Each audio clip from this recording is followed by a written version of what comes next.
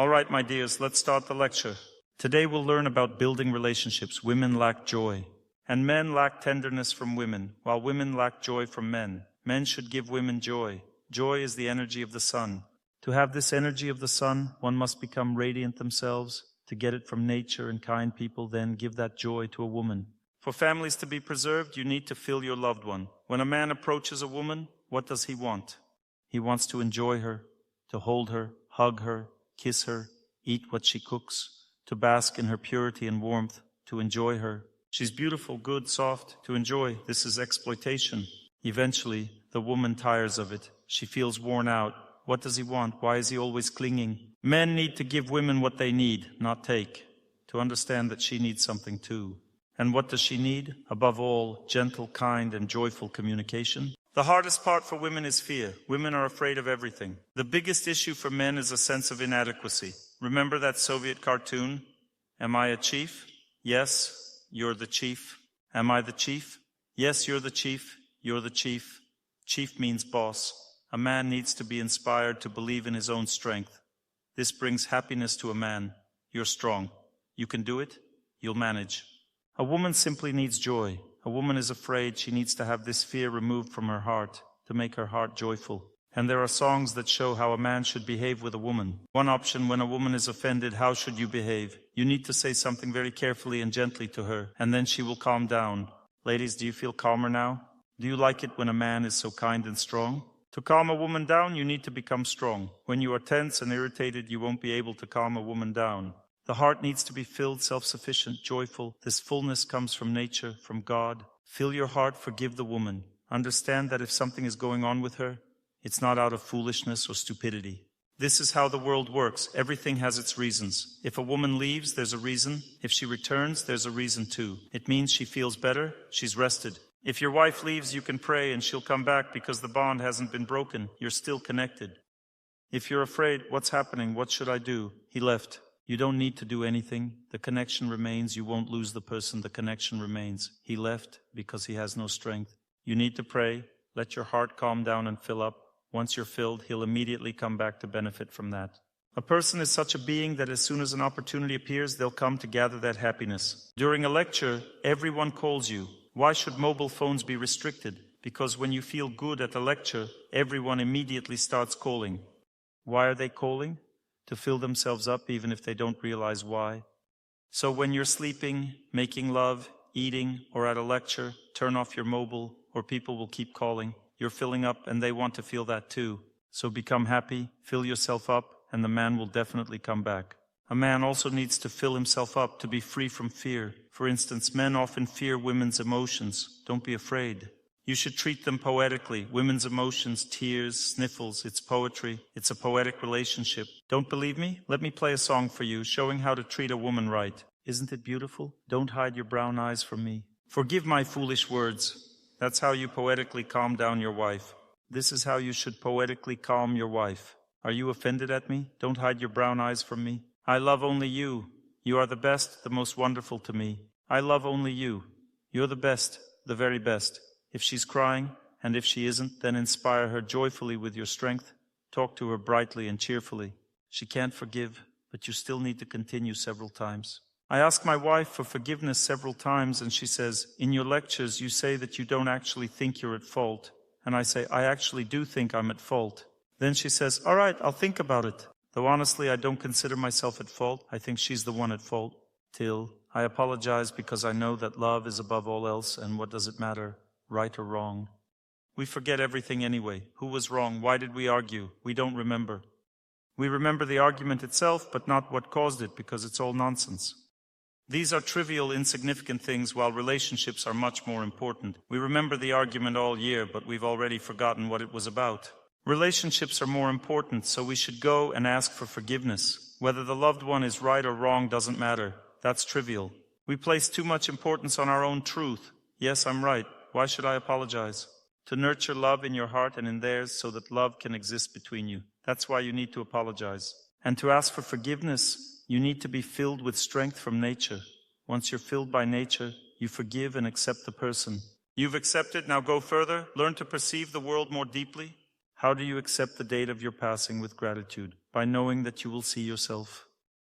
It's been proven by scientists the body lies there, but a person sees themselves from above, the subtle energy body comes out, and then consciousness returns. The person doesn't remember the process of leaving and can't remember it. They're in a foggy consciousness, but then it clears, and they see themselves from above.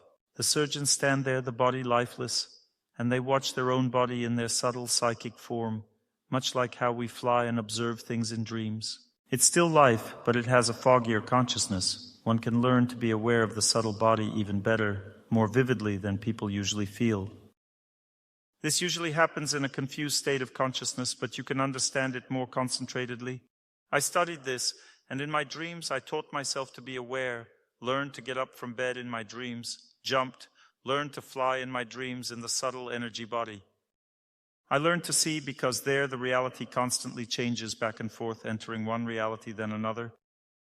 And I learned to see the reality in which I am. Here I am, here's my dark room, here I'm lying, here my body is lying. I entered at the present time. I learned to fly out of the window, right through the glass.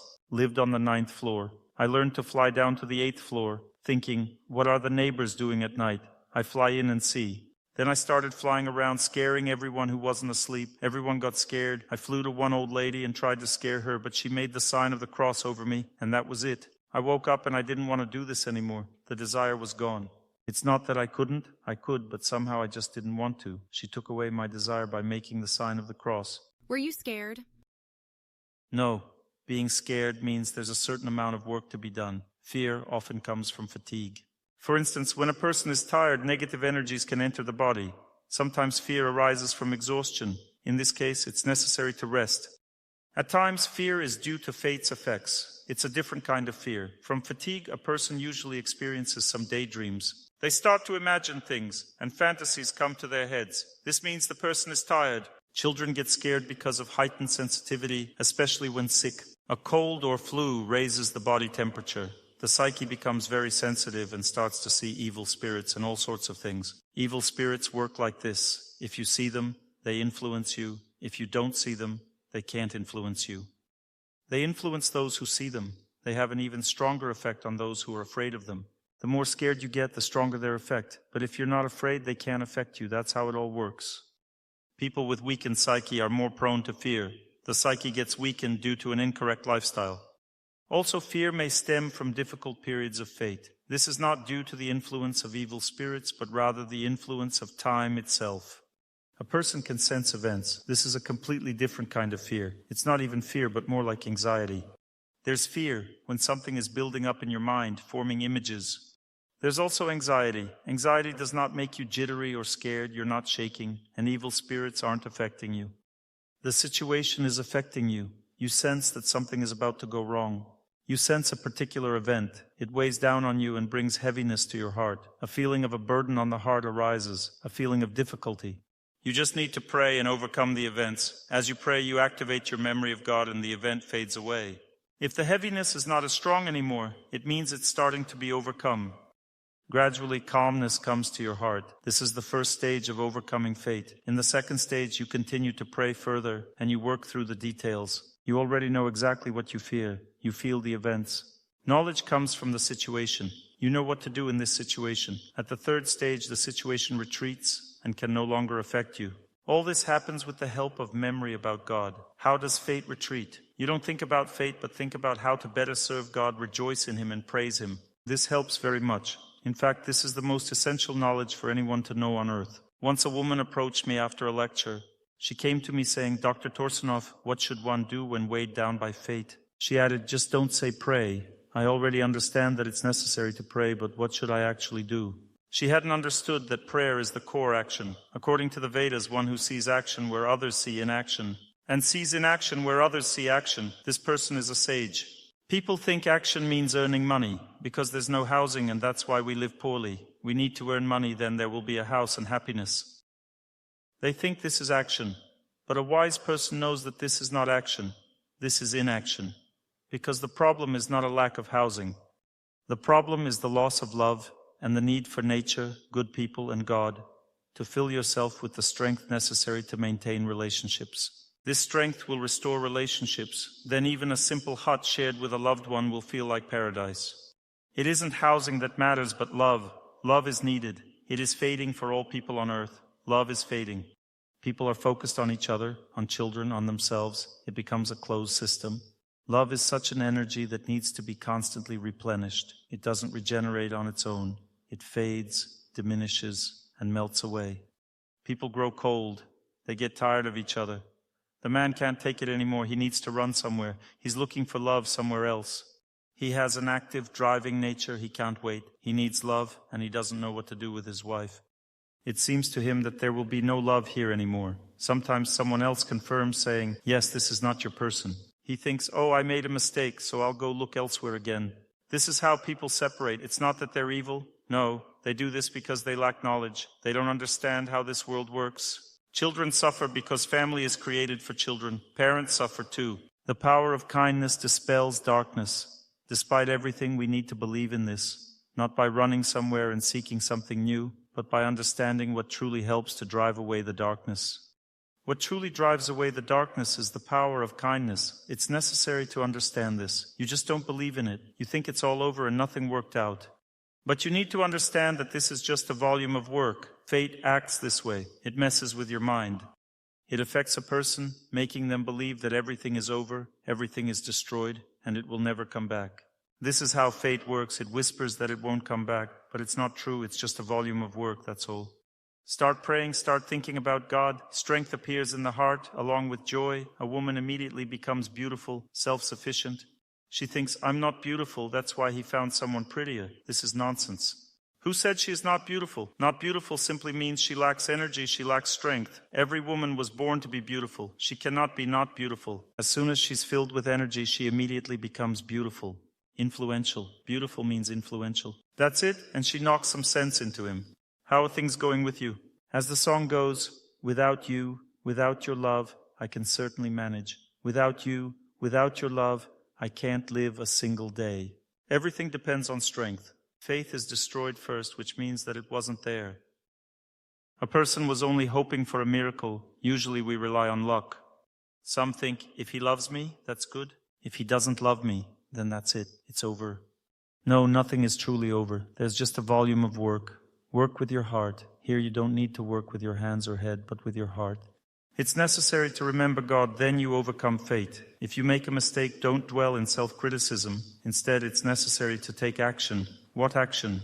Take action in relationship with God. Go to God and work with your heart. Repent. The heart will be cleansed. Joy will come to the heart. This is important. Kirtan means collective prayer. Shravanam, these are Sanskrit words. Shravanam means listening to those who pray, listening to what I'm saying. Chant with me. Listen to those who pray. Swallowing the dust of Vrindavan refers to visiting holy places and taking in the dust there. Receiving blessings from holy places. That's what it means. In any holy place, go and absorb the dust. It will help you. It's not dirt. It will cleanse you and give you strength. You eat a small mandarin from the elders and immediately feel uplifted. This is how the Lord acts. He says, you did the right thing. The Lord acts through the elders. You need to trust the elders, believe in holiness, in the purity of people. When you are struggling, you go to an astrologer or a psychologist. Go to a kind person. If the astrologer or psychologist is a kind person, all the better. Go to a kind person. The Lord acts through a kind person. If a person has kindness in their heart for you, they will help you. They will find the knowledge you need in their heart, even if they are not experts. It doesn't matter. They will find the knowledge you need in their heart. Are there good astrologers? Yes, there are good ones, of course. There are good ones. My wife is an astrologer. She never says anything harmful. We have 3 astrologers at our festival. None of them ever says anything harmful. They know it's not right to do so. They've learned to speak correctly. I'm not against astrologers. I'm for them. Astrology is like surgery. It's delicate. I'm sorry. I cut the wrong intestine. We have 2 pieces of news for you. First, we amputated the wrong leg. Second, the leg that was sick has healed on its own. Dr. Torsunov, what about incorrect diagnoses? I was treated for 7 years for an illness I didn't have. It was epilepsy. Then I had to recover from it like a drug addict. The illness was slightly different. It doesn't matter. Speaking of diagnosis, before visiting a doctor, you need to pray first. Calmness should appear in your heart. You should feel calm, knowing that you will be helped. Then you continue praying, and God gives you knowledge about where to go. If you went somewhere randomly, that's your problem. Why did you go there? God will give you knowledge if you pray about where to go. You will know which person can help and which cannot. Prayer is always needed. I was treated for 7 years. That's why you were treated, to learn how to do it correctly. Knowledge comes through suffering. What's the idea? Everything is known in this world. The Lord doesn't hide anything. We just don't want to know. We don't know how this world works. The first stage in any important decision is calmness. Want to buy a house? First, calm down. Oh, I want to buy a house quickly. Calm down first, pray. If calmness doesn't come, if you are rushing, it's unfavorable, don't buy. This house won't help you. Want to get married? First, calm down. Pray, pray, pray until your heart calms down. If you can't calm down, rushing to get married means it's unfavorable. Rushing to get treatment from this doctor and feeling scared. Hurry up and get treatment, otherwise you'll die. Quickly, come on. Oh, I'm running. This is unfavorable. Calm down first. The Lord decides everything in the heart. You prayed, and you felt it wouldn't help there. Go get treatment elsewhere. If it won't help, don't go. If you feel anxiety, tension in your heart, if you feel that it won't help, don't go. The knowledge is there. Just calm down first. God tells a person, before educating someone, let's say you decided to educate your son, you're offended by him, calm down first, pray. And then speak to him kindly. This will have a stronger effect. If you need to discipline, then discipline. You spoke kindly, you can put him in the corner kindly. Knowledge will come to his heart. We go to a doctor after all. But the doctor is just a person. Doctors are also humans. People are prone to making mistakes. I'm a doctor as well. You also ask me, Dr. Torsunov, what should I do? Cut off the leg or not? I need to know all the symptoms. It's very complicated. The human body is very complex. Don't treat health hastily. What should I do? Tell me quickly, Dr. Torsunov. This is incorrect thinking. I can quickly tell about fate because everything is visible. But the body is more complex. You need to understand everything. Therefore, don't ask me about health. It's not that simple. Understand this truth. A person must learn to do everything correctly. Between words, there is a heart. If you want to discuss an important topic, a vital topic with a boss or a close person, look into your heart first. If you feel fear, anger, resentment, tension, or discontent, it means it's too early to speak, so you shouldn't. You need to pray. Pray until calmness and a good feeling appear in your heart. Besides calmness, a good feeling towards this person should arise. You remember them and it's easy for you to talk to them. There's no such thing as I can't talk to them. If you can't talk to them, it means you need to pray more to overcome your fate. One woman told me, Dr. Torsunov, imagine he left me. He's living with another woman. You say I need calmness, then communicate with him. I can't even think about communicating with him. It's so painful for me to bear this betrayal. I prayed. Eventually my heart calmed down, feeling that everything would be fine. If you hadn't told me, I wouldn't have believed it was possible. I started to be friends with him. He lives with another woman. We have a child. I talked to him kindly, and that's how I got him back. Then she told me that stage 3 happened. She kept praying. He started repenting and came back. You should study how to pray. You must praise and glorify God. How do you glorify God? You should glorify God like this. Hallelujah means praise God. We teach it to our children, but we don't understand it. We need to praise God and thank the Lord for everything. This thank you means you accept your fate. Look at what you have in life and be grateful for all of it, for everything that has occurred. You shouldn't criticize anything because everything is important. If this event hadn't happened, other events wouldn't have happened. It's hard to accept. If there were no illnesses, there would be no lectures. It's hard to accept, but it's a fact. Only through harsh obstacles and suffering do we gain true knowledge. Knowledge is the most important thing in life, meaning that the purpose of human life lies in knowledge. Difficulties and sufferings, which you perceive as something bad, are a necessity in life. Everyone will suffer on earth, and this holds a great meaning, a huge meaning. What is understood with difficulty is dearer to me. It's understood with difficulty, and because of this, because of sleepless nights and emptiness, everything is understood with difficulty. Through these sufferings, you start to understand life. In life, you need to understand. You also need to understand that before making decisions, you need to pray and calm down. As long as you're being pulled somewhere, as long as this heat burns in your heart, you won't be able to make the right decision. First, calm down, then knowledge will come. Maybe you don't need all this at all. Calm down first, come to your senses. Let's say you want to send your child to college. A woman approached me and said, 2 weeks are left to finish the studies. My son doesn't want to study. Who among you approached? Raise your hand. Where? He left? That's how it was. I talked to him today in the temple with this boy. I asked him, why did you leave with just 2 weeks to go? He said, it was unbearable. I was just going crazy. That's how it was. I answered her like that he simply couldn't. He had no strength. I asked him, "Will you finish your studies?" He answered, "I will definitely finish." I told him, "Calm your mother down." He says, "I will definitely calm her down." He's a normal person, everything is fine. We just don't understand that there are different situations in life. My daughter had something similar. She simply couldn't study. I looked at her mental state. I had the same situation in my own life. I also had such a fate with my studies. It was incredibly difficult for me sometimes. I just had no strength. I realized that she wouldn't be able to continue. I said, "That's it." For a year she couldn't study. She had no strength left. She studied for half a year in school. I said, "That's it. You will repeat the same class next year." She went back a bit older and completed her studies. A good period came for her. She studied and graduated. She was very grateful afterwards because I understood her, understood that she just couldn't. You need to understand. To understand, you need to pray. Because without prayer, you only understand your own desires. Ah, my child can't finish studying. The most important thing is to prevent your child from ending up in a mental hospital, save him from a breakdown, from mental destruction.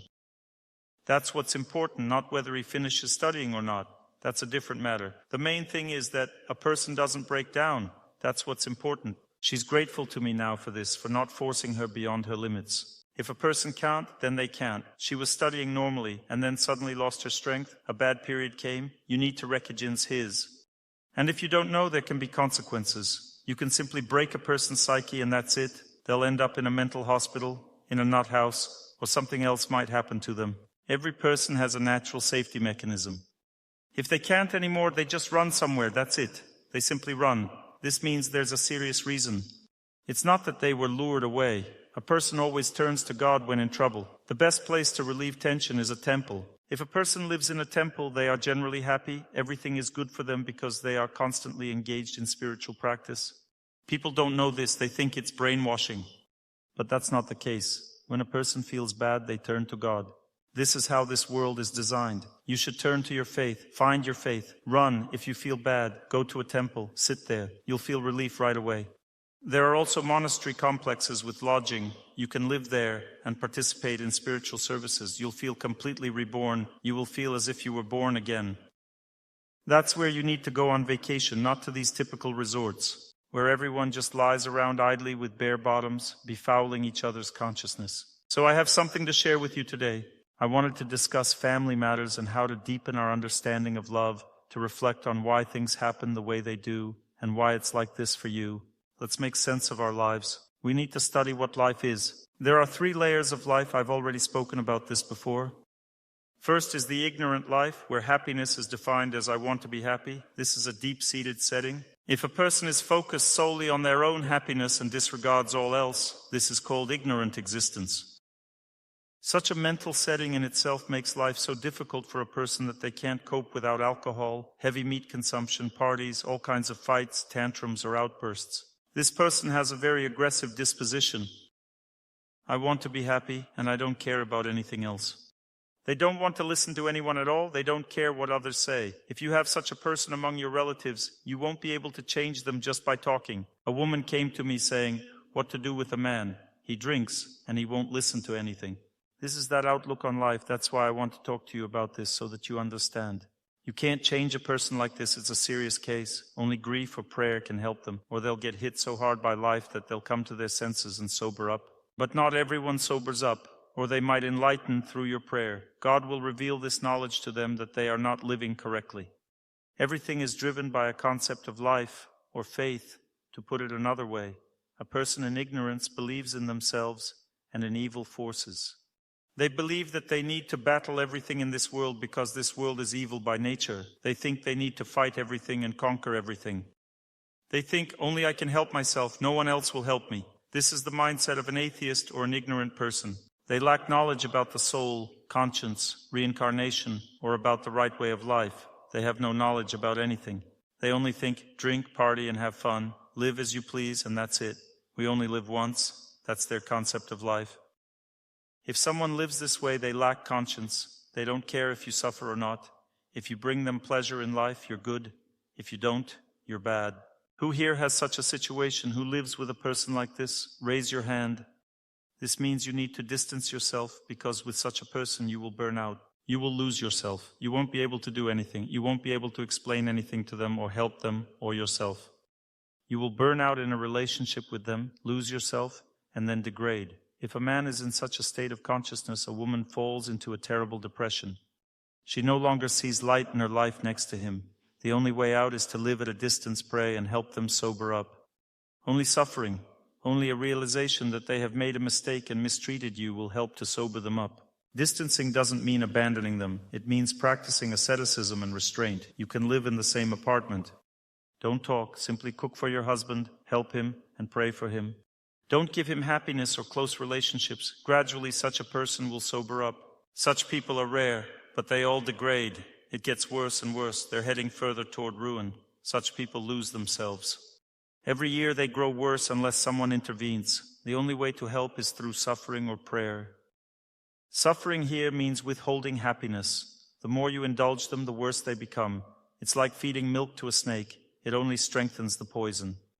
The more you care for them, the more entitled they feel. Humbling yourself before them only fuels their sense of entitlement and degradation. Nothing will help. It will simply spiral further downward and get worse. Only suffering or prayer can help them, nothing else. The second type of people, which represents the majority, equates happiness with material comfort. They believe that happiness in this world means my house, my family, everything is good for me, my job. These people think, we are good people, we love everyone and treat others well. I have a family, job, home, all of this is happiness. This is what I should live for, my family and my work. This outlook is called extended selfishness. A person remains self-centered, just on a broader scale. Being self-centered always leads to gradual exhaustion. When someone is in a state of degradation, they become entirely focused on themselves.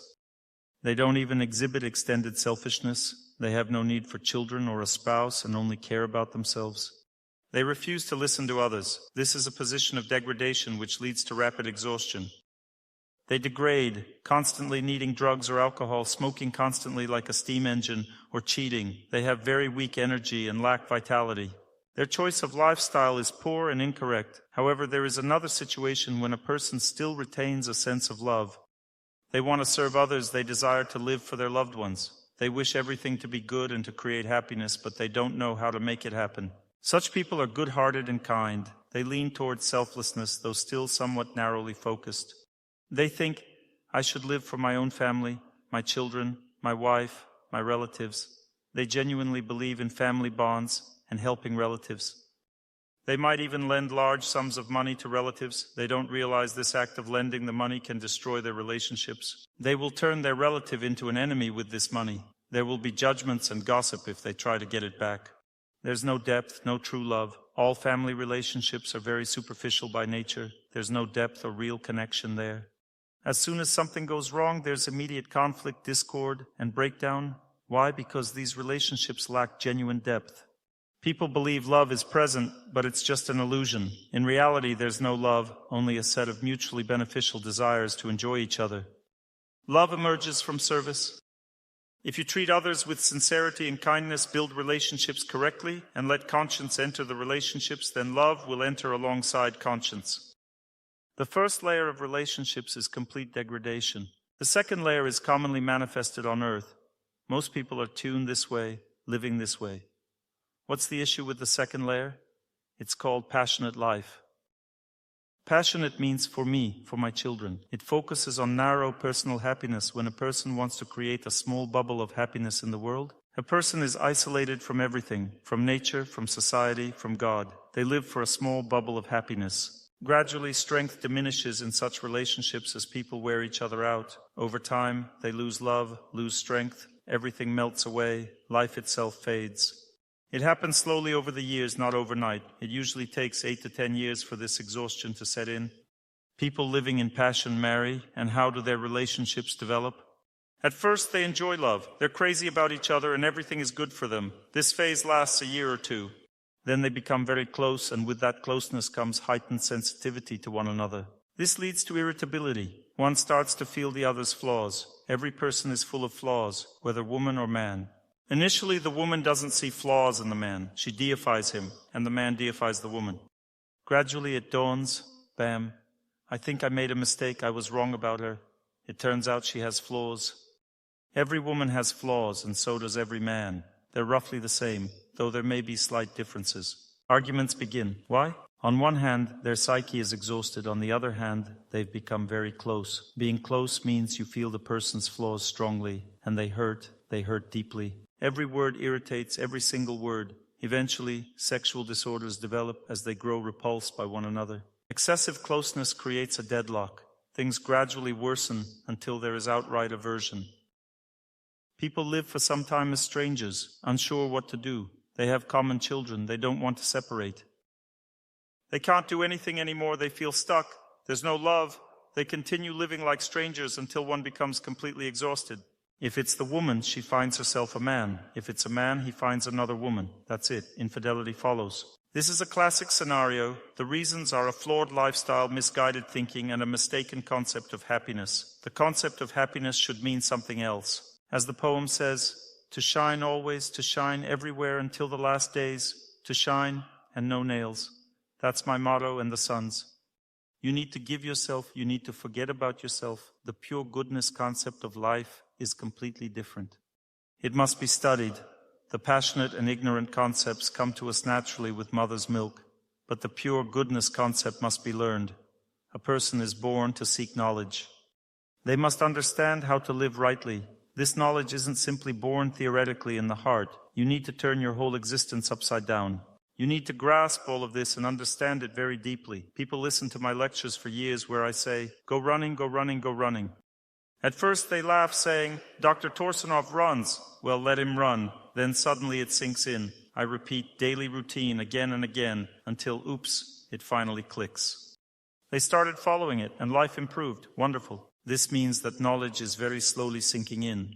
At first a person gets acquainted with something.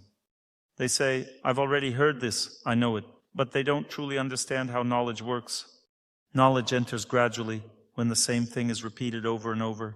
Drop by drop it enters deeper and deeper. Knowledge transforms into faith, and faith inspires one to live. When a person truly believes in something, they can no longer live in any other way. This becomes their way of life. I know that if I hadn't run this morning, I'd struggle on the plane tomorrow. I know this with certainty, but if I did run, I know I won't struggle, and I'll be able to deliver a good lecture for you. I ran, I got energized by nature, I have strength. Can you feel my energy? Get yourself energized and you'll have it too. What's holding you back? There's a lack of knowledge. Are you getting it from me? There's no knowledge otherwise, you don't have it yet.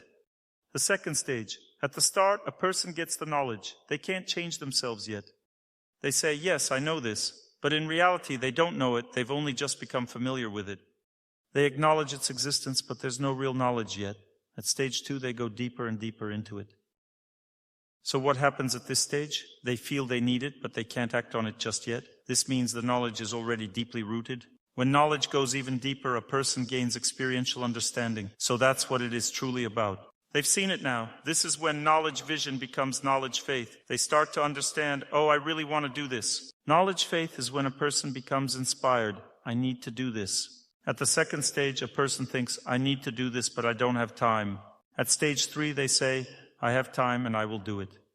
They find time because they know they can't live without it. Knowledge must always be absorbed in the heart. One must hear the same thing repeatedly to understand it on a deeper level. At stage 3, with knowledge comes knowledge faith, knowledge enthusiasm, knowledge power, knowledge possibility, and knowledge determination. At this stage, knowledge begins to be transmitted to others. What you have learned at the third stage is what your loved one is learning at the first stage. They will start to take interest in it. Don't mock them saying, well, good for you. We've been talking about this for 1.5 years and only now it's sinking in for you. Don't do that. It didn't happen immediately for you either. It takes time. I say the same thing calmly, repeating it so that it goes deeper, deeper, and deeper. If you ask me a question, some people get nervous. This was discussed in the lecture. Don't interfere. Let me ask what's more important. Let the person ask what they need to ask. I will repeat the same thing 50 times to make your knowledge deeper. That's the principle. People read the same Bible all their lives. Truths penetrate deeper and deeper into the heart. This is the method of developing intelligence. Developing intelligence doesn't mean getting to know everything. There are many things we are getting to know in this world. Intelligence is not enough. Intelligence means motivation to act. A person wants to overcome fate. They know how fate works. When they get hit on the head, they don't break. They continue to pray. There is no force that can break a person. You might say, what about death or nuclear war? Nothing breaks a person. The soul is indestructible. It is not destroyed by a nuclear explosion. It can't even heat the soul. The soul has an eternal nature. It lives in this world only for knowledge. There is no other reason to live here only for knowledge. Knowledge is revealed gradually, drop by drop. The time came and I found out that I lived near Moldova in my past life, somewhere between Romania and Moldova. I haven't been there in this life. I know that if I go there, I'll be able to intuitively find the place where I lived. I died in a concentration camp. I know exactly what it looked like. I have a picture right before my eyes of how everything looked, how I was dying. I was a woman in a female body. I know for sure that I wanted to help people there very much, and I wanted to overcome my fate, to escape from that place. 2 desires came true in this life. The first desire from early childhood, to help people a lot, to help everyone. I don't remember, but my mother told me that when I was a child, I brought tree branches home and said, Mom, they cut off the branches, they're dying. I'm going to save them. I used to bring cats home. Mom came in and read a note. Mom, there's a cat sitting in the wardrobe because someone hit her in the eyes. Her eyes are hurting now. She can't see light. She's crying. I put her in the wardrobe and called an ambulance. The ambulance will come soon to take the cat. I was only 6 years old and I called an ambulance. I don't remember this episode, my mom told me. This all comes from the past life. A strong desire to help plus a strong desire to overcome fate, these 2 things. With these 2 desires, I left this world in my past life. With these 2 desires, I was born. This is how fate works, like a shot condenser. We shouldn't blame our fate. Everything that happens in this world, God has far-reaching plans. Maybe not in one lifetime. We don't know why this is happening to me in this life. Everything happens so that we become stronger. This is the main goal. We shouldn't look at life superficially. Let's say you fell in love with some guy. You think, why doesn't it work out with him? Because you're meant for another guy who's much better, and you fell in love with this one to understand who you shouldn't get involved with? This is the meaning. This is where the wisdom lies. Do not fall for this bait. But it's very difficult to understand this wisdom. You need to experience it in your heart. This is the danger. I talked about this yesterday. There are 2 categories of men. Some appear very delicate, gentle, and kind, but they don't want to marry you.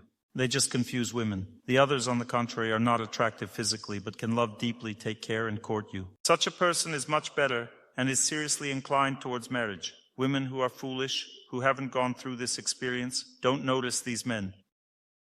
Yesterday, one woman approached me and said, I have a lot of men, but the one I want, in parentheses, who will dump you, I can't meet. My dear, study the knowledge. If you're dreaming about someone, it means they are supposed to dump you. But if you've met someone who is kind, good, works on himself, he likes you, but you don't like him that much, this person is yours. 2 things are important, that he is a good person, doesn't have bad habits, and second, he works on himself, moving upward. It means God has given you this person. You'll be happy with this person. As the song goes, there will be many good days in your fate. If you have brains in your head, you need knowledge. As the song goes, everything that I requires an effort to understand is more precious to me. Or, the woman of my dreams is a beauty queen. This is an illusion, very beautiful, all dolled up. With a flying gait, you came out of May and disappeared from sight in January's haze. Means it's not the right case. But a woman who loves you, treats you kindly, whose character you calmly accept, and her desires are easy for you. She's naturally faithful, kind, modest, but you feel calm with her. She doesn't evoke feelings like, but calmness. There's peace in your heart. The same goes for a man. There's peace in your heart. You don't feel intense heat, but calmness from the person. It means he will bring happiness. In ancient culture, the elders who knew how everything works didn't let people make decisions on their own. They studied how you feel about that person, what happens to you around that person. They looked at compatibility, looked at the person's development. After they could give approval for these people to be together, the elders decided because they had more brains in their heads. They had more wisdom because they had gone through training. As the song goes, my mother told me about deceptive love, but she wasted her words in vain. I plugged my ears. I didn't listen to her. Oh, Mom, you were right. Oh, Mommy, I was sledding all day. I met Nick to my sorrow. Oh, Mommy, why? Knowledge, you need knowledge. You need to understand how this world works. Most importantly, you need to understand this system of relationship depletion. There is a family concept. We live for children, live for family, live for relatives so that everything is good for us. If you're set up like this, you live for children, for yourself so that everything is good for us, then everything will end at some point. Undoubtedly, your family will be destroyed. Immediately a question arises. What concept should we have then? We shouldn't live for children, shouldn't live for each other? We need to understand that this concept is missing one link. We need to tell ourselves that we want to learn to live for God, so that He is between us. When I cook food, I cook for Him, and then it will help my husband. Remember, if you cook for your husband so that everything is good for him, it will burn him. He will eat and become irritated, upset, and nervous. It won't help. Don't cook for your husband. You need to set yourself up for God and pray, I'm cooking for God. What kind of food is this? It comes from your desire. How to protect your husband from your desire, which is irritating. Why does a mother irritate? Strong desire. Oh, my little son. The same with a wife. My dear husband, I'm going to cook for him. She cooked, he ate, and said, not enough salt, everything's bad. She, Lord, how tired I am. What does he want from me at all? He doesn't want anything from you. It's just that you have the wrong concept of life. You want to live for your husband, for your children, but you need to live for God.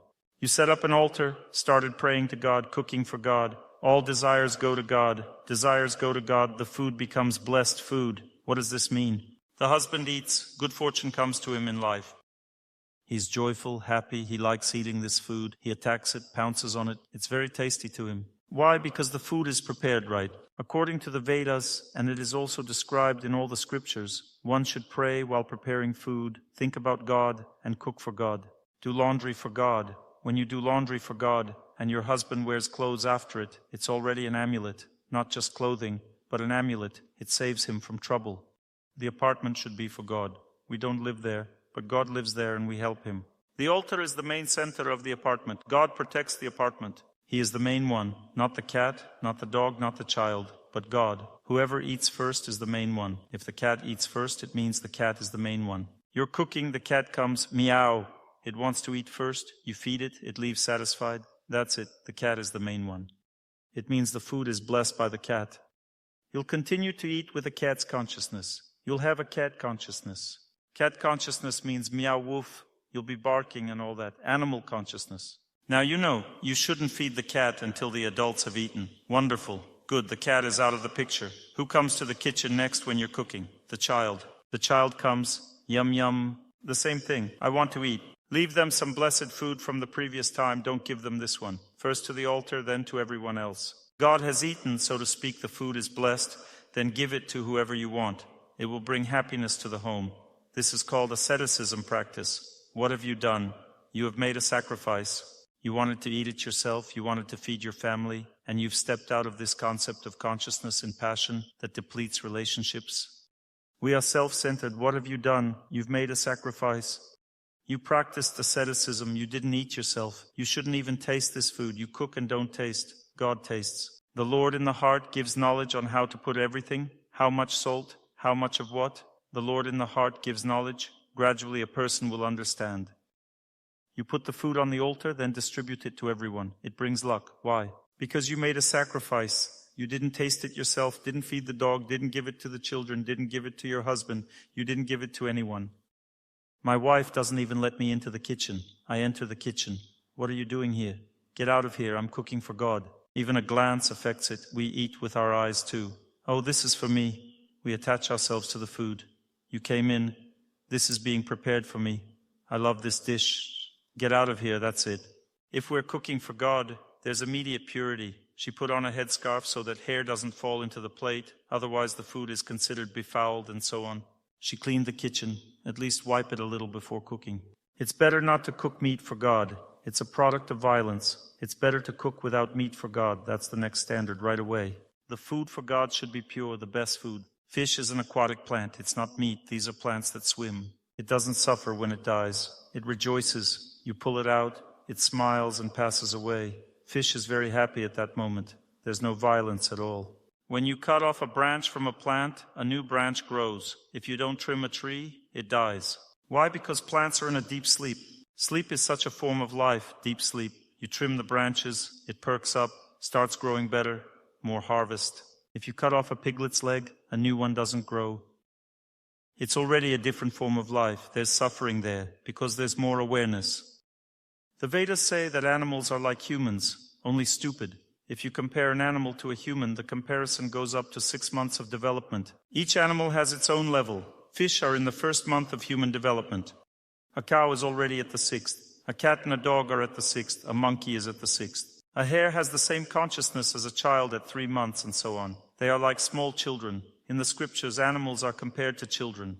Would you kill children to eat? No. So you shouldn't kill animals to eat either. They cry like children when they're killed. They're afraid. A healthy bull runs away from a human. It's afraid like a child.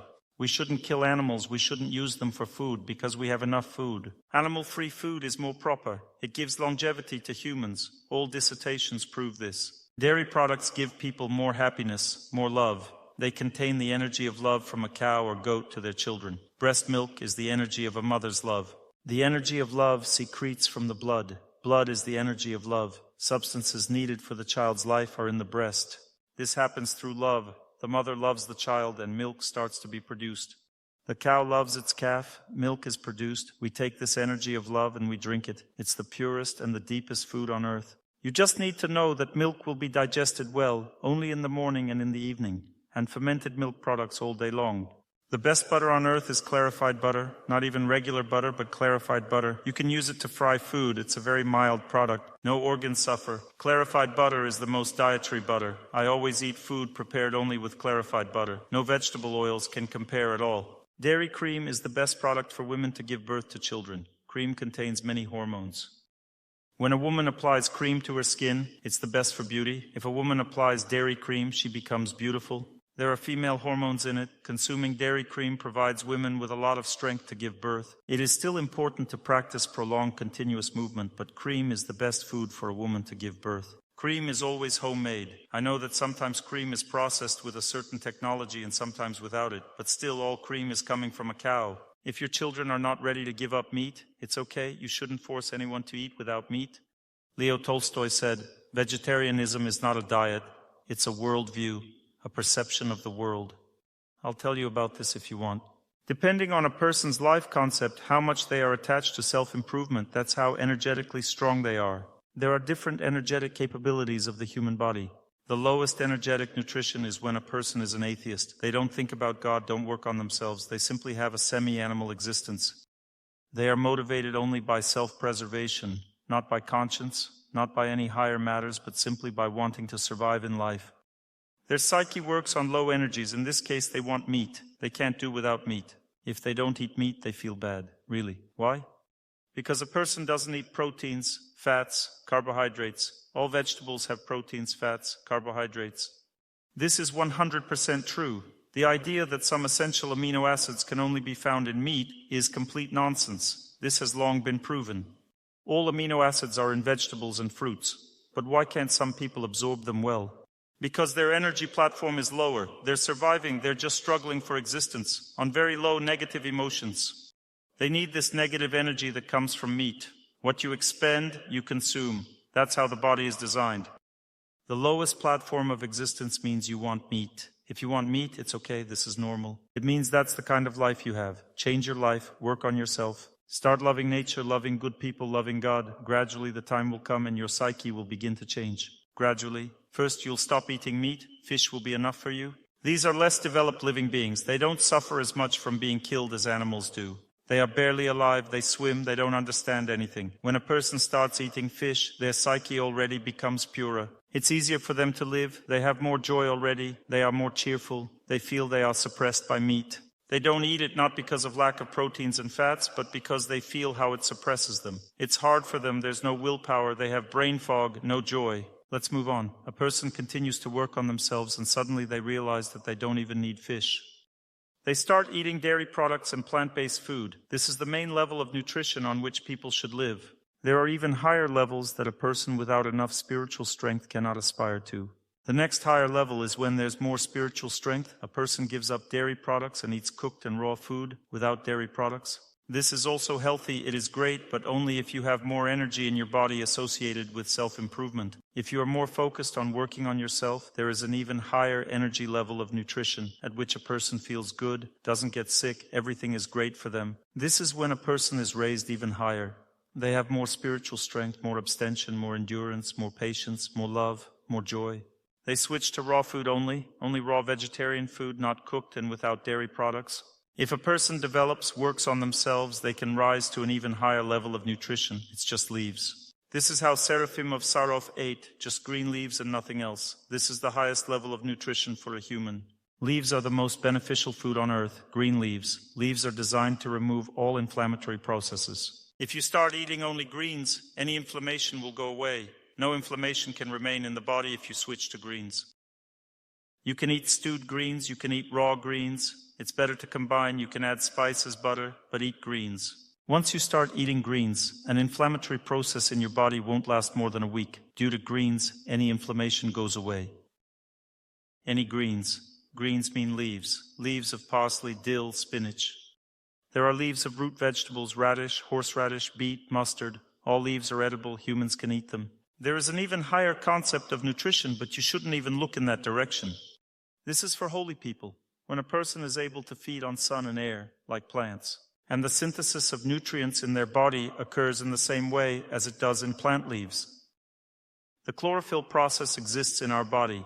We can activate it if we have a sufficient energy level in the body. I personally know people who have stopped eating and drinking and have been living consuming solar and air energy for many years. Everything works normally in their body, and they can live for a very long time on such nutrition. I also know people who switched to raw food and became dystrophic. Because their body didn't restructure to a higher energy level, they started hypocritically thinking that it had been restructured. As a result, a person becomes exhausted. They lose their digestive fire, they can digest fewer and fewer products. Gradually, they lose weight and look like a concentration camp prisoner. What about eggs?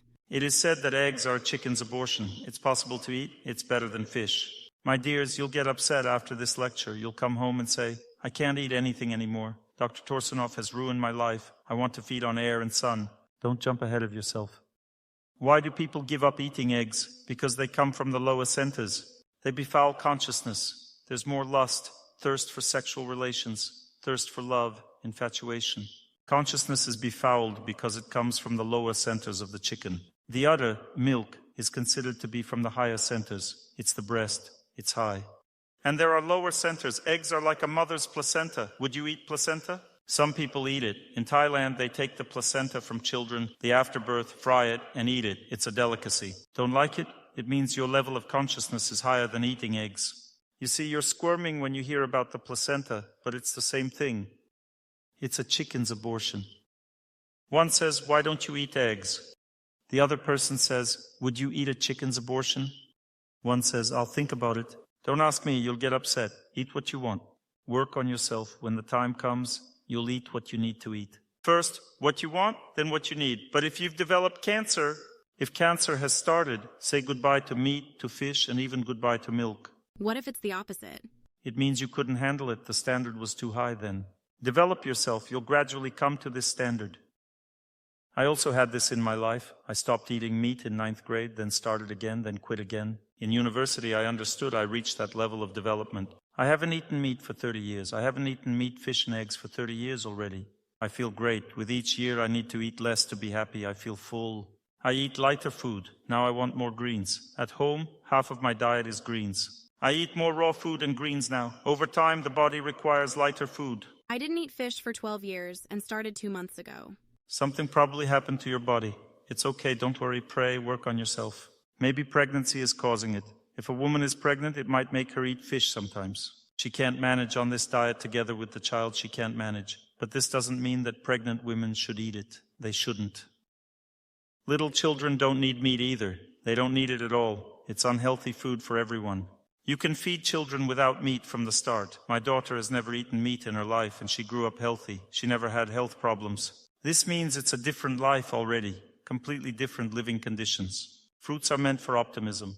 For those who are depressed, can't get up early, have no strength to live, to enjoy life, eat fruits. Fruits are meant to make you an optimist. Fruits are meant for this, remember? Vegetables that grow above the ground are meant for calming, for good sleep, for relaxation, for good hormonal functions in women, and for relieving tension in men. Vegetables that grow underground, roots, are meant for overcoming difficulties, boosting immunity, igniting the digestive fire, for treating male infertility. Grains give strength to work, to labor. They are meant to have strength in life. Cereals that ripen in strong sun in the ears, including corn, are meant for strong mental activity, for intellect, for mental work. Legumes, beans, peas are meant for heavy physical labor, for muscle mass, for strength. It gives strength. Greens are meant for health, to maintain balance in the body to prevent diseases. Greens are meant for this. Spices are meant to increase the energy of love. A person should add spices to food. Spices and seeds bring love. They give love. Therefore, in those cultures where there is more love, more different spices are added to have more love in the food. There are also cereals that are not grains. Yes, these are sunflower seeds, sesame seeds. Buckwheat is also not a grain. Millet. These cereals are intended as nutrition for the body. This is light food, designed to increase metabolism. You need it for nutrition, for maintenance of the body. They improve health and the functioning of the stomach, liver, and all digestive organs. What about legumes? They are like grains. They are for the brain, for the mind. It's best to eat them at lunch. There is a lot of knowledge on earth. You need to know everything that's in this world, how everything works. Berries are designed to remove toxins from the body, and these toxins are removed under sunlight. Therefore, it's good to eat berries in summer when the sun is shining. Watermelon and melon are meant to establish water balance. They affect water metabolism. Nuts are intended for strength, just like sesame seeds. They are like nuts too. Nuts are meant to give strength. They provide endurance, nutrition for the body, energy, and so on. Sprouted grains give a person even more energy and strength. Sprouted grains provide more energy and strength. When a person is sick, they need to eat sprouted grains to be stronger. Life forces increase from sprouted grains. What type of food haven't I told you about yet? Mushrooms. Mushrooms are parasites. They grow on trees to destroy them, or they grow on the ground to destroy something.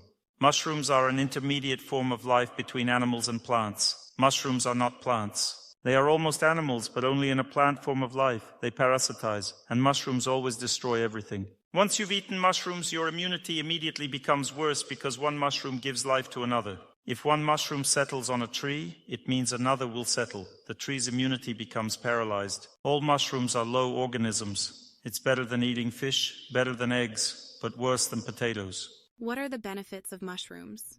Mushrooms are intended for treatment. Since they are parasites, they can kill microbes and bacteria not only in humans. Also, for example, kombucha kills certain types of bacteria and fights against cancer. What about salt and sugar? Salt and sugar are minerals. Minerals are designed to improve digestion. This is normal food. In moderate doses. Yes, in moderate doses. This is normal. It's not dangerous, as they say, white death. Do you have a book on this topic? Yes, there is one about nutrition. All my views are described there, yes. Let's move on. What about chocolate? Women eat chocolate to support hormonal functions. It's not a pure goodness product, but if you tell women that they can't eat chocolate, they'll go crazy. Today I'll be handing out chocolate. There's coffee, there's cocoa. Chocolate is cocoa, and there's coffee. Coffee is a drug. Coffee contains caffeine. Remember, it's a narcotic substance. Tea, green tea, also contains caffeine, and black tea is fermented. That means rotten green tea. There's also LSD in black tea. It's another drug that causes a high. What should we drink then?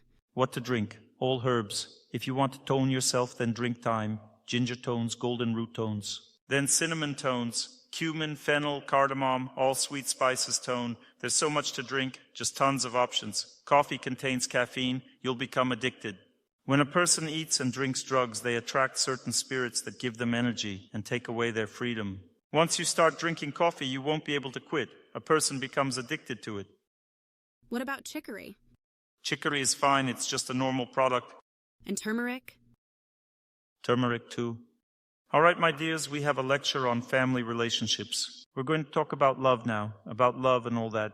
My dears, when love goes away, you don't even want to eat anymore, and you don't even want to sleep. So now we're going to talk about life. I'm explaining to you the subtleties that you need to know. If you tell me, Dr. Torsunov, we have no love, we live together, but there's no happiness, should I just break up with this person already? It seems we don't love each other. I don't want to live with them. Start raising the energy in the house, put up an icon, start cooking with prayer, start feeding your loved one blessed food, start inviting friends home and feeding them blessed food, remove alcohol from the house, let them drink wherever they want, just not at home. Remove meat from the house if possible. If not, then don't cook it yourself. Try. Clean the apartment, purposefully purify the atmosphere of the apartment. Turn on spiritual music, let it play constantly. Spiritual music completely purifies, brings happiness to the home. Turn it on, let it play quietly. If your loved one reacts, it means spirits live in their consciousness. It's not a big deal. Almost all of us have spirits. What do? If you turn on spiritual music, you start to feel uneasy. This is how spirits act. You should turn it down. If your loved one still reacts, then play it in your headphones so that at least you don't have spirits, and keep at least one earphone in your ear constantly. Let spiritual music play in your consciousness. When you go to sleep, also turn on spiritual music quietly even at night. Purposefully purify the atmosphere of your apartment. If it's a bit stuffy, always ventilate. Try to prevent human body odors from spreading throughout the apartment, and especially animal odors. For this, there is such a thing as aromatic oils, which are designed to purify the atmosphere of the apartment. Don't use all aromatic oils. There are sacred plants that will always bring only benefits. I list them: rose oil, mint, saffron, myrrh, frankincense, sandalwood oil. What about incense? Incense is worse than aromatic oils because there's smoke. Not everyone can tolerate smoke. What about those made from cow manure?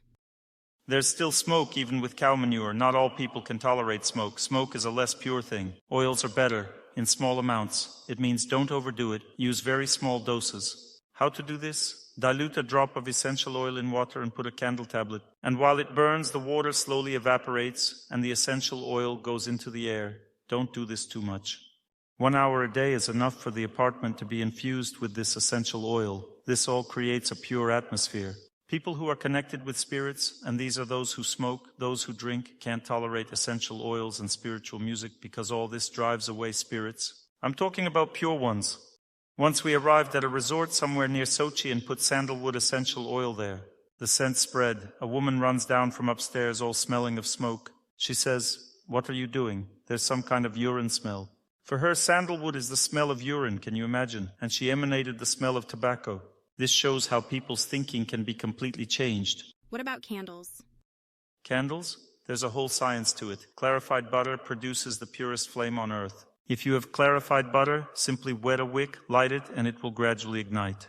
It will then burn and melt. Clarified butter gives the best flame. Second best is beeswax, made by bees, not from petroleum. It also provides a benevolent flame. These are the two options, beeswax or clarified butter. These are the best, purest flames, and they purify the atmosphere. What about incense? Incense can also be burned. Burn incense on clarified butter. And lavender? Lavender approaches pure goodness. It suits some people, but not others. It lowers blood pressure, so you can use it if you have high blood pressure. Sandalwood is for everyone. Don't list the rest. They are not in pure goodness anymore. Essential oils have a very strong effect. Use what I've mentioned. Everything else is individual and can be dangerous. But these ones are not dangerous. Will you remember? This is something you should know, especially women, to create an atmosphere of love. For that, say you enter someone's home and it smells like a stable. Will there be love there? No, because the smell doesn't promote love. There won't be love in this apartment. Or say you enter an apartment that smells of illness. An elderly person lives there. Remember, the first sign of illness in the body is smell. If a person's smell deteriorates, if they smell bad, it means they have a hidden serious illness. If the body has a bad smell, go and have the person examined. All right, let's move on. So love has disappeared in your family. You feel no happiness. Nothing is working in bed. No connection. This means the energy is gone. This doesn't mean you don't love each other or are incompatible. It just means your energy is at zero. Believe me, how do you get this energy? Do what I'm saying. Start moving in fresh air. If you can't run, at least walk. Start exercising, go to the gym, go to the pool. If it's hot to live, you sleep and it's hot, go to the pool. If it's cold, just run in the fresh air. Running increases heat in the body, sort of relaxes it. And the pool removes excess heat, on the contrary. Just start a healthy lifestyle. Go for walks in the forest. Well, at least spend 30 minutes a day in fresh air. Seriously aim for this. Believe me, it's very important. As soon as you gain strength, there will be more joy in relationships. When a person smiles, is in a good mood, it means they are filled with nature's energy. Bad mood comes from life. Most people suffer from this. 80% of infertility is due to a lack of natural energy, my dear ones. 80% of infertility. If you have infertility, just start running, exercising, going to the pool. In 6 months, everything will be fine. Moving on. If you've done all that, your mood improves, but there's still no love. The next step is that you lack social energy. Life is routine. Work, home, you have no friends. Go to the Good People Club. Go somewhere else, to a temple, to some lectures, to some seminar. Start spending time with good people. Your psyche will begin to fill with something positive. It'll be easier for you to interact with each other. Raise your hand if you improved family relationships just by attending lectures. It's simple because you've been filled with the atmosphere that reigns here. Keep in mind how important this is. You should do this constantly. Fill yourself with the atmosphere of good people. Don't get fixated on each other. Don't live in a kennel where you rot in these relationships. You need relationships with people, specifically with good people. Not just partying, drinking, crawling under the table, remembering each other fondly, and going home. This doesn't help create an atmosphere. It leads to illusion. A good atmosphere is created when people work on themselves. Make friends with those who sit in this room, people like this. If you want, we have a festival. Thousands of kind people from all over the world come. In 2 weeks, you'll make more friends than you can imagine. It's held in Anapa on the Black Sea. You can now fly directly to Krasnodar from here. There's a direct flight between Chisinau and Krasnodar, 2 hours by taxi to Anapa. A taxi to Anapa costs 2,000 rubles, about $60. And that's it, and you're at our festival in Anapa. It's not expensive for Europe, I'll tell you now. The cost of the festival is, I think, about 500 euros or so. 2 weeks with accommodation and lectures. Attend lectures, receive consultations. Well, consultations are not included, lectures are included, accommodation is included, all-you-can-eat meals, you can ask for seconds as much as you want, and yoga, training, and drawing, everything is free there. Many, many things, all services, 2 weeks of working on yourself, all inclusive. You can still book now, because we only have 1,000 places, 500 have already been booked. Learn to fill yourself. Many people have saved their families just by coming to the festival. Husband and wife came together and reconciled. There were even cases where I reconciled them. They came up, unable to make peace. I told them, "You both live together?" They said, "Okay, Dr. Torsunov." Many people meet at the festival, then come back next time to bless their marriage in the church. Then they come with children of the festival. We even show such films at the festival so that people can have fun.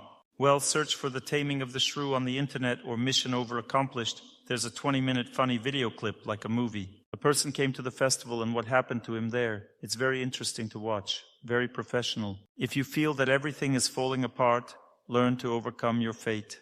Also, good people help a lot. I repeat once again, if there are no good people, feed the birds.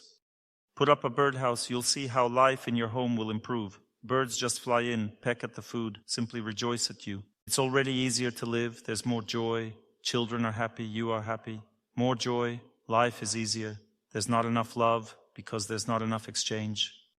You fed your neighbors with pies, life immediately became easier. You planted trees on the lawns, grass, took care of it, planted flowers. All people will come and enjoy the flowers. If you live in an apartment building, place pastries or sweets on the windowsill for people to enjoy as they pass by. Create an atmosphere of love in your building, in your home, by maintaining a constant exchange of energy with others. The Vedas say that if a person prepares food but doesn't feed anyone, that unblessed food can lead to personal degradation and the breakdown of family bonds. If you've cooked, at least bless the food, at least feed God. Leave a bit aside for birds or others. Constantly live in harmony with the world so that energy doesn't become stagnant. We must always give. We must build relationships with the world, breaking the cycle of isolation. Family egoism destroys the family. When you're fixated, thinking only about each other, when your child goes outside, let them treat their friends. Encourage them to share candies with their friends. If a friend visits your child at home, feed the friend first, then your own child. Let your child feed their friend, which will deepen their bond, bringing happiness to everyone. If someone comes to your door asking for old clothes, consider it a blessing. Give them whatever you don't need and feed them. It's as if God has come to your home to bless you. Whether it's someone in need, regardless of appearance, treat them as a blessing. There's no need to let them inside for safety, but give them food. You don't need to let them inside. They might rob you or something, but give them this old food. Feed them, give them food to take with them, give them clothes, and they will bless you. The Lord acts through this person. I'm telling you for sure, this is a sign of good luck. When this happens, luck has knocked on your door. What if a person is coming towards you and asking for something? You need to look at the person. Look, you can only give a person food, nothing else, clothes and food. You shouldn't give money to the poor, only food, ideally something blessed. Carry a little food with you. Someone asks, take out a bun or something and offer it. If they say they don't need it, they want money instead, then this person doesn't need anything. According to the Vedas, the needy require only 3 things: shelter, clothes, and food. You can't give them shelter, a place to sleep. Next, they need food and clothes. That's all. Beggars don't need anything else. If a person wants something other than food and clothes, this person is deceiving you. They want a drink. They want something else. It doesn't matter. What's important is that they don't want what's necessary for your happiness. They won't help you, and you won't help them. Does anyone know if there is blessed Vedic food delivered in this city? Are paid meals available for order? In some cities, you can order it directly to your home, prepared by people with care. They deliver healthy, blessed, vegetarian food. Good food, pure, high-quality vegetarian. This is how you should eat. Why go to a restaurant? They'll bring you such food prepared with prayer right to your home. There is vegetarian food. I'll tell you something about food. This helps to keep the family together. Here's the knowledge of how it works. In Izhevsk, I stayed with an Orthodox Christian, a very influential and wealthy man with a big house. He is building his own church, donating to it, and I stayed with him. He told me that he traveled to Valam on a pilgrimage, visiting many churches. And in the evening, the monk who drove him around prepared bread with a prayer and milked his own cow. He brought him simply bread and milk to eat. He ate this bread with milk, and tears started streaming down his face. He said, "I have never experienced such happiness in my life as from this food." And he remembered it for the rest of his life. It hit his heart so strongly that he remembered it for the rest of his life. Now listen carefully to my experience. I was in a place in India. This place is called Srirangam. The temple complex has existed for several thousand years. For 3,000 or 4,000 years there has been constant worship there. There are priests who prepare vegetarian food on firewood with prayers, and this is considered one of the most powerful blessed foods on earth. I went there specifically to eat. It costs just pennies. They don't make money from it. I arrived, took this food, sat down, and started eating. Opposite me sat the priest who prepared this food, and he sat down and started watching me eat with love. I'm eating, and something starts happening inside me. My eyes widen, the food no longer goes in, tears come from my eyes, and he's crying too. I stopped eating. He says, "I cook to see your eyes. I cook for God to see how people's consciousness changes. I put all my love for God into this food. I'm eating and it's hitting me hard. I remembered this feeling for the rest of my life. So much love, such deep relationships this priest had. I experienced so much happiness. And then, when I was traveling from another city in this place, the train unexpectedly stopped for 4 hours. This happens in India. I had just enough time to go to this place, to this temple complex, go back and get the food. My friend said, "You won't make it, please don't go." But I went for it anyway. I just went. If the train leaves, it leaves. I didn't care. I went like a madman, just to grab some more. I scooped that food into a bucket right there. And I made it. The train left, and I jumped on the step just in time. God protected me. Then we shared and ate that food in the carriage. We practically got crazy in a good way from it. It was such happiness, I don't know how to describe it. Food needs our full attention. Cook with love. Don't think about any problems. Focus on prayer. This is important, women. This way you can save your family. The next important point, very important, is a spiritual ritual. Every morning, whether you have time or not, at least light a candle for 15 minutes. Light, for example, a wick with clarified butter, and place an image that inspires you. No need for strict rituals. If there's a saint who inspires you, or a holy place where you felt healed, place earth from that place on the altar, or an image from there. Put everything that inspires you. This is your altar. God showed you this. Worship that. If your heart feels joy, then this is yours. Set it up, sit down. You need to sit still. During prayer, it's best to sit. There are a few body positions that greatly influence your destiny. If a person stands upright, they can endure fate. Standing develops patience. If a person kneels, acceptance of fate develops. They accept there's no need to endure anything anymore. Everything is accepted. If a person sits down on their buttocks, sits down from their knees, then they begin to break through fate, to overcome it. All three are needed. You need to endure a close person, then accept them. You need to overcome your boss if he's firing you from work. There are different needs. The next position is the butterfly pose, feet together, knees apart, with a slightly curved back. This position purifies the mind of excessive desires, reducing lust, anger, malice, and greed, while increasing calmness in the heart. If you lack concentration during prayer, place one leg over the other. When one leg is on top of the other, concentration increases significantly. These poses are called the lotus pose and half lotus pose. These body positions are the most powerful for overcoming fate. They heal the body if a person sits still in these poses, going through 3 stages of healing. First stage. First the body swells, then there's heat in the body or tingling appears, then the body goes numb, and then lightness. When lightness occurs, it means you've cleansed energetic blockages of some disease, completed a full cycle of overcoming fate. These static exercises prolong life. Every person should learn to do them. If you've reached the first stage with body swelling and discomfort, unable to sit still, change your position. You can't progress further yet. In time, you'll reach the second stage, heat in the body, tingling sensations. If you feel bad, change your body position. The time will come. You'll reach the third stage when the body goes numb, you feel nothing, and then suddenly lightness occurs. In other words, during the stationary position of the body, a person encounters the energy of time. A person prays, they don't move. When they don't move, time begins to retreat. Time is what makes you think husband won't return. The feeling that you'll lose your job retreats. The feeling of hopelessness retreats. This feeling begins to retreat as a result of the stationary position of the body, as if you're squeezing it out of yourself, greatly increasing your attention span. You can listen to those who pray, immerse yourself in this listening endlessly, and begin to understand how to repeat the prayer from the depths of your heart along with them. If you don't move, you gradually immerse yourself in prayer. If you can't sit in this body position, sit cross-legged. If you can't sit cross-legged, sit on a chair. Then gradually you'll be able to sit cross-legged when you learn to sit motionless on a chair. You'll be able to sit cross-legged, then put one leg on the other leg, then you'll be able to do both, and so on. Gradually a person can endure more and more. Also standing, can you stand motionless for 5 minutes? Good. The time will come when you'll stand for 10 minutes, then the time will come when you can stand for 20 minutes. In 40 minutes, usually everyone completely clears the first cycle. Sensations from swelling to lightness pass in 40 minutes in a standing position. During this time, you already cleanse energetic blockages of some diseases in the body. Prayer does what nothing else can do. Now I'll explain in more detail. A person's fate lives in memory. Memory of oneself is fate. When a person thinks about themselves, always remembers themselves, this is their fate. As soon as they start thinking about God, a person thinks about God because they love. They love some holy person, they love prayer, they like it, they love it. When a person loves something, they start to remember it. When a person starts to remember God, they always forget about themselves. When you think about your loved one, you don't remember yourself anymore, because this is your life. Fate turns on and stings you when you think about your dog, your children, your husband. Fate turns on even more powerfully. But when you think about a holy person, fate turns off and begins to weaken. You start to overcome it.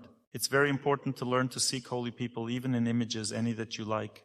God will tell you which holy person to place, to bow to, pray to, think about. You can also bless food through them. You need to pray to God and say mentally, help me bless this food, and this holy person will help you. The food will be blessed food. If in your religion, for example, Islam, it is not allowed to revere images of saints, then revere a book, a holy scripture, the holy name of God, Mecca, a temple, or a sacred place. Any form of worship gives the same result. Remember one thing, you need to diagnose yourself before you understand what to do. If in your family there are too many emotions in relationships, you can't communicate, feel weak, distant from each other. If there's sluggish communication, constant bad moods, you feel perpetually oppressed, this means you lack connection with nature. Nature will provide the mood for communication, strength, normal relationships, and the ability to be together. If there is an intense attachment in your family, where each word leads to quarrels, with strong tension and heat in relationships, constant arguments, grievances, unbearable situations, it means you lack human connection. You need friendship with kind people, interaction with society, social energy. Understand? If love has faded in your family, if faith in each other has vanished, and you're considering separation, it means you're lacking God. Go to a temple, pray at home, play spiritual music, sanctify food, burn incense, use aromatic oils, create an atmosphere of purity at home. This will help you feel love. Love can only be felt through God. If there is no love, it means there is a lack of God in your life. This is the diagnosis, not a lack of money, but a lack of God in relationships. This is a precise diagnosis that means the family will inevitably break down without this energy of love. Love must be given there, even through prayer from someone for the family, so the energy of love comes into it. Love only comes through God. Remember, God first gives us love freely to try. Try and buy, demo version. Falling in love is a demo version. You use it, then learn to live right with the person to bring that love back. Initially, you receive it for free. Later, for true love, with a real person who's ready to pay the price, build a family, provide, etc. There is a beautiful song you can listen to understand how to worship God, how to tune into Him. Now, the most important thing, when people pray sincerely, the Lord enters this prayer, the Lord enters this sound. Those who listen to this sound begin to repeat as those praying, creating a space that overcomes fate, this space of sound. God isn't in the people praying. It's not about them being holy enough to help. When people pray sincerely, you join in that sound, sounding with them, in that shared space where God is present.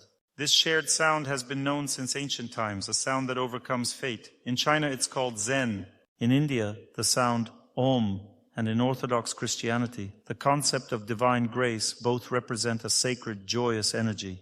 This sound is believed to activate human wisdom, considered a force that overcomes fate. How does this happen? One should repeatedly chant, fully listening to others who are praying, blending with the collective spiritual atmosphere, until the prayer begins to resonate from the heart.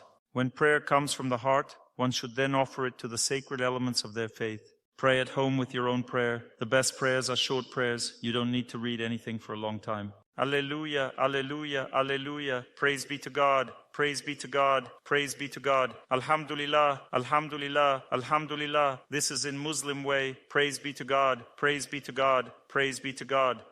Hare Krishna, Hare Krishna, Hare Krishna. Praise be to God, praise be to God, praise be to God. Such phrases exist in all languages and focus on honoring God, which is key to transcending life's challenges. We need to praise God, think of nothing else. This is the essence of overcoming one's fate. There are various other prayers that give a person a good mood, a good day, and guidance on how to live. These include psalms, daily prayers, and so forth. There are prayers that people recite several times a day. These are not prayers that overcome fate.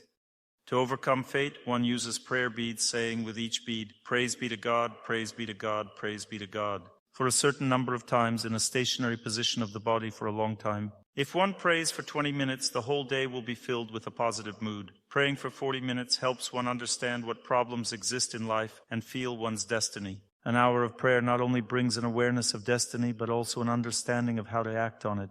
This knowledge enters the heart. After an hour and 20 minutes of prayer, the victory over destiny begins. Praying for an hour and 40 minutes brings the ability to foresee the future, to sense future events in one's destiny.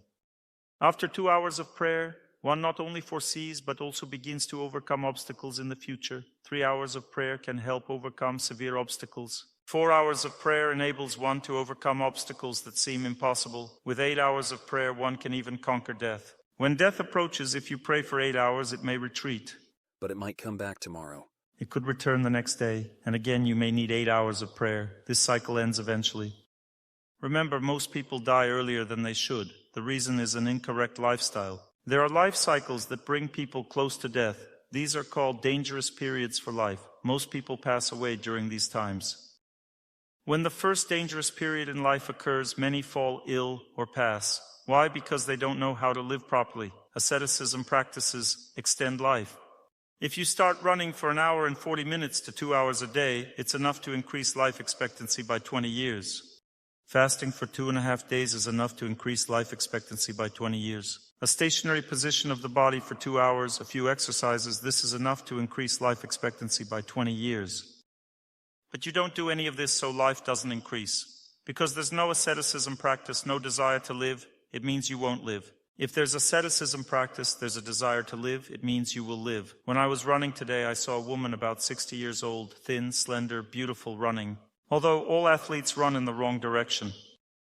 You should run clockwise, not counterclockwise. Running counterclockwise increases resistance to destiny, increasing conflict and internal resistance. Running clockwise brings calm and harmony. You should only run clockwise, remember, not counterclockwise. Most athletes, however, run the opposite way. Enter harmony. Remember, women, run calmly and unhurriedly. A woman's pace is very gentle, graceful, like a swan. There's no need to hurry. This is all done for health, not to push yourself to the limit. To learn more on the subject of health and healing of the body, please make sure to read my health guide, available for download on my YouTube channel or on my Instagram page. Thank you very much and see you soon.